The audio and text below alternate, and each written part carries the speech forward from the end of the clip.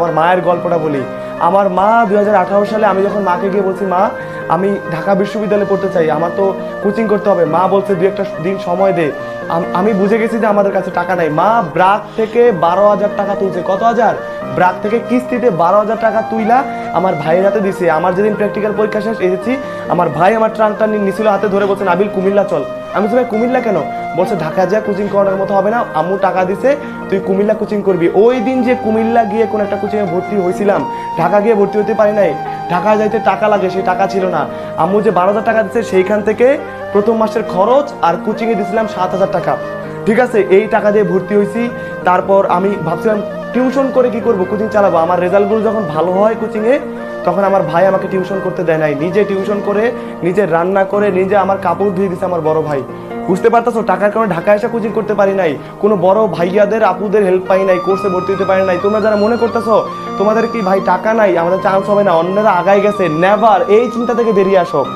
তোমার যতটুকু সম্ভব আজকে ঠিক যেইখানে আছো এইখান থেকে তোমার উঁচুতে উঠতে হবে। তোমাকে কেউ জীবনে উঁচু উঠাই দিবে না। কে দিতে পারে? একটু সাহায্য করে তোমার মা করবে, একটু দোয়া করলে তোমার মা করবে, একটু দোয়া করলে তোমার বাবা করবে। এই ছাড়া দুনিয়ায় কেউ আপন না। বুঝতে পারতেছো? তো ঢাকায় এসে কোচিং করতে পারি নাই, টাকার কারণে কোচিং করতে পারি নাই। শুধু এই লাইভে আপনাদের ক্লাস করব।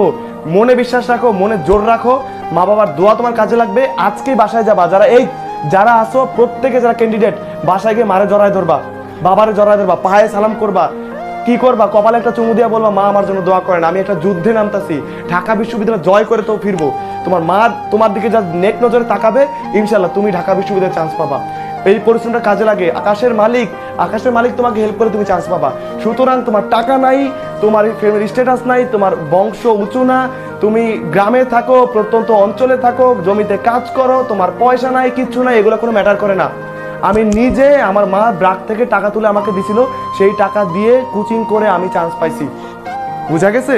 এতটুকুই সম্ভব ছিল। আজকে বড় স্বপ্ন দেখি, মার দোয়ায় বড় স্বপ্ন দেখি। মনে করি যে ওই যে মা কষ্ট করে টাকাগুলো দিছে, ওই টাকা কখনোই আল্লাহ বিফলে নেবে না। কোনো কাজ করার আগে চিন্তা করি যে মা আছে পিছনে, ঠিক আছে, মা আছে পিছনে, মা হেল্প করবে, ভাই আছে। সুতরাং ভাই এক্সকিউজ দিও না, তোমাকে ঢাকা বিশ্ববিদ্যালয়ে দেখতে